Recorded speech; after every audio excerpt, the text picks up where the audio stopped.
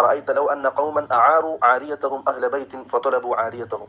അബൂ തൽഹ, ഒരു വീട്ടുകാർ മറ്റൊരു വീട്ടുകാർക്ക് ഒരു സാധനം വായ്പ കൊടുത്തു. അത് ആവശ്യം കഴിഞ്ഞപ്പോൾ അത് തിരിച്ചാവശ്യപ്പെട്ടു. അപ്പോൾ അത് കൊടുക്കണ്ടേ? അത് തടഞ്ഞു വെക്കാൻ കഴിയില്ലല്ലോ. അങ്ങനെ പറഞ്ഞപ്പോൾ അത് കൊടുക്കണം. അതൊരിക്കലും തടഞ്ഞു വെക്കാൻ കഴിയില്ല. ആരാണ് തന്നത് അവർ ചോദിച്ചാൽ തിരിച്ചു കൊടുക്കണം ആവശ്യം കഴിഞ്ഞാൽ. അപ്പോൾ മുസ്ലിം റളിയല്ലാഹു അൻഹു പറഞ്ഞു, എന്നാൽ താങ്കളുടെ മകന്റെ വിഷയത്തിൽ താങ്കൾ എന്ത് ചെയ്യണം? ക്ഷമിക്കണം, അള്ളാഹുവിൽ നിന്ന് പ്രതിഫലം കാക്ഷിക്കണം. താങ്കളുടെ മകൻ മരണപ്പെട്ടു എന്നാണ് പറഞ്ഞത്. അവസാനം എല്ലാം കഴിഞ്ഞു. അങ്ങനെ രാവിലെ ആയപ്പോൾ ഫലമ്മ അസ്ബഹ അബൂ തൽഹ അതാ റസൂലുള്ളാഹി സ്വല്ലല്ലാഹു അലൈഹി വസല്ലം ഫഅഖ്ബറഹു.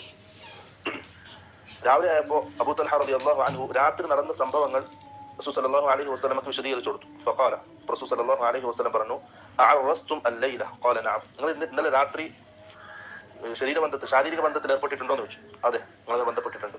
ഫഖാല, റസൂൽ സ്വല്ലല്ലാഹു അലൈഹി വസല്ലം പറഞ്ഞു, അല്ലാഹുമ്മ ബാരിക് ലഹുമാ, അല്ലാഹുവേ അവർക്ക് രണ്ടാക്കും നീ ബർക്കത്ത് നൽകണം.